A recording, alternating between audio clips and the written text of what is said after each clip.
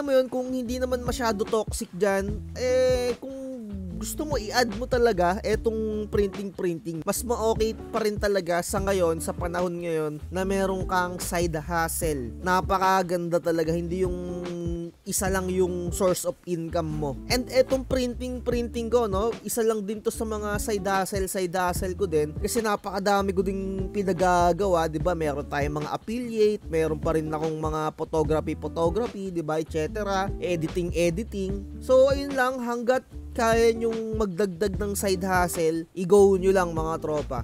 Etong printing talaga natin, talagang ang sarap. Alam mo yung nakakawala talaga ng stress. Although kapag sineryoso mo talaga, dadami talaga at dadami ang customer mo. May time talaga na nakakapagod.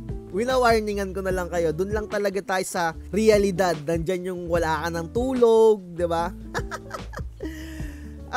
Siguro dito na natin tapusin etong content natin. Pero eto pang pahabol, sabi dito ni Rustum Codillac, eto isa to sa mga previews na nakikita o na nagko-comment. Sabi niya dito, gusto din daw niya magsimula ng YouTube content based sa daily routine or struggle sa pag-start